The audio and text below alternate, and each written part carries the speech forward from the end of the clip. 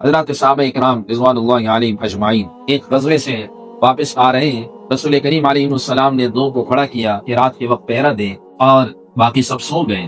دونوں میں سے ایک نے کہا ہم دونوں کو جاگنے کی کیا ضرورت، ایک سو جائے ایک نماز پڑھتا رہے، پھر وہ اپنے نوافل سے فارغ ہو دوسرے کو جگا دے. شوق کی بات ہے، ذوق کی بات ہے. انہوں نے کہا ٹھیک ہے.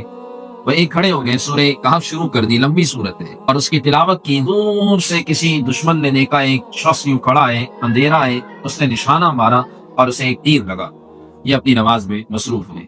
اس نے دوبارہ ایک نشانہ مارا، یہ اپنی نماز میں مصروف ہے. خون نکلنا شروع ہوا. جب اس نے تیسرا تیر مارا تو اس نے اپنے ساتھی کو جگایا کہ کوئی تیر مار رہا ہے. اس نے کہا پہلے کیوں نہیں بتایا کہ کہیں ایسا نہ ہوگا کہ نبی پر کوئی حملہ کرتا اور سارے سورے یہاں پر مشکلات ہو جاتی. کہنے لگے کیا بتاؤں تمہیں، میں سورہ کہف کے اندر اتنا مشغول تھا، اتنی لذت آ رہی تھی کہ اگر یہ مجھے تیر مارتا رہتا، اگر مجھے خوف نہ ہوتا کہ دیگر صحابہ کی زندگیوں کو خوف ہو جائے گا، میں اس کے تیر کھاتے رہتا، لیکن میں نہیں چھوڑتا اس صورت کو. یہ شوق کی بات ہے، لذت کی بات ہے.